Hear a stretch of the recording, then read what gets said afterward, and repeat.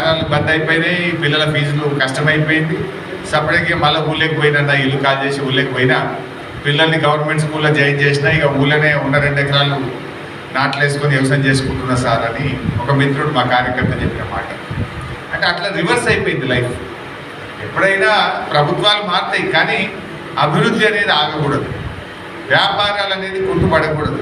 ఇది ఒక continuous process. కానీ దురదృష్టం ఏంటంటే అటు హైడ్రా దెబ్బ, రకరకాల ఒక నెగటివ్ యాటిట్యూడ్తో, రకరకాల నియమ నిబంధనలతో ఇలా వ్యాపారాలన్నీ దెబ్బతిన్న పరిస్థితి.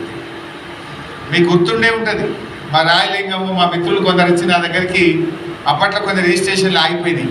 అనుకుందా మీరందరూ నా దగ్గరికి వచ్చిండ్రు, హైదరాబాద్కి వచ్చిండ్రు, ఈడికి వచ్చిండ్రు, ఒత్తిడి పెట్టిండ్రు.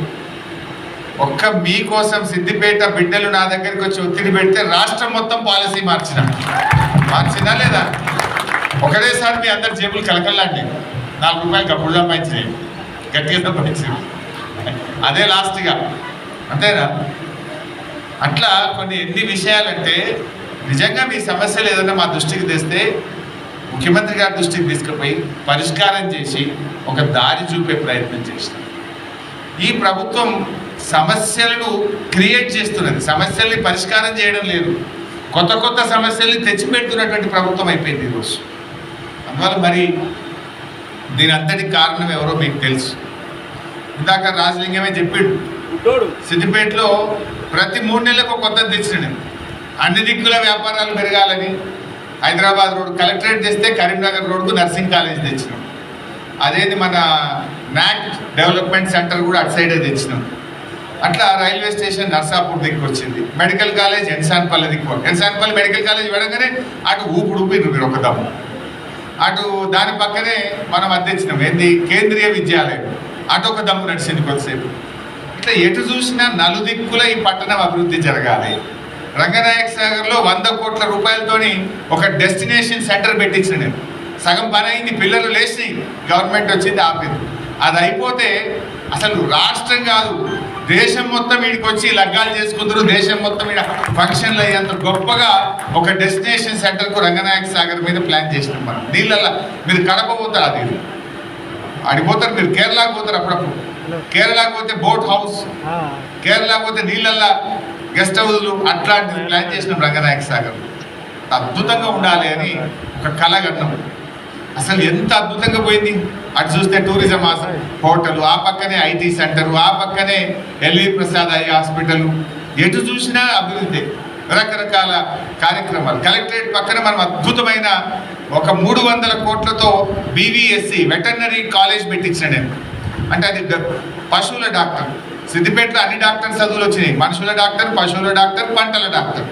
పంటల డాక్టర్ అంటే అగ్రికల్చర్, మనుషుల డాక్టర్ అంటే ఎంబీబీఎస్, పశువుల డాక్టర్ అంటే బీవీఎస్సి. అన్ని రకాల చదువులకు నిలయంగా మన సిద్దిపేట మార్చింది.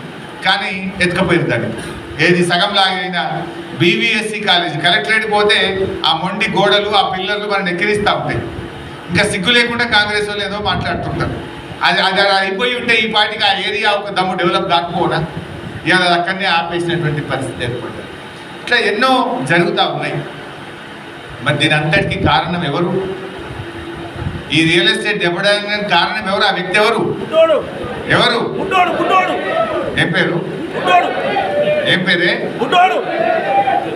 మరి ఆ వ్యక్తి ఎవరో మీకు అర్థమైంది. ఆ తప్పుడు చర్యల వల్ల, తప్పుడు మాటల వల్ల ఇవాళ ఈ రాష్ట్రం దెబ్బతిన్నది. రాష్ట్ర అభివృద్ధి కుంటుపడ్డటువంటి పరిస్థితి ఉన్నది.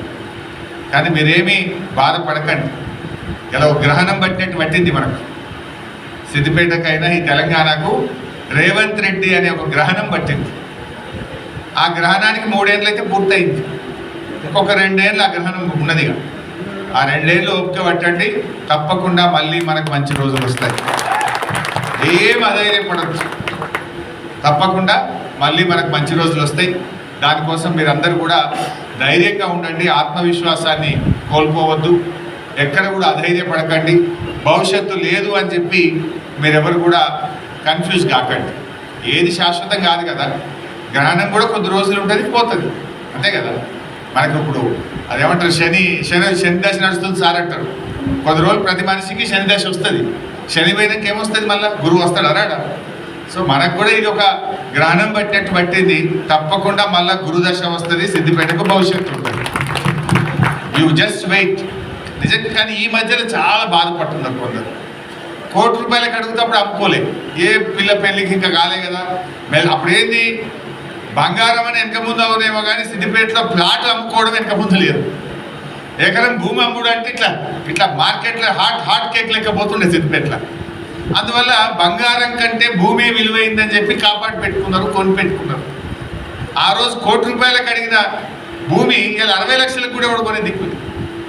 ఆపద పడ్డది, పిల్లల చదువులో దవాఖానో లగ్గమున్నదో అమ్ముకుందామంటే 60 లక్షలకు కూడా కొనే పరిస్థితి లేదు. ఆనాడు కేసీఆర్ గారు రైతుల విలువ పెంచండి. రైతులకు రైతు బంధు ఇచ్చి, రైతు బీమా ఇచ్చి, 24 గంటల కరెంట్ ఇచ్చి, కాళేశ్వరం నీళ్లు తెచ్చి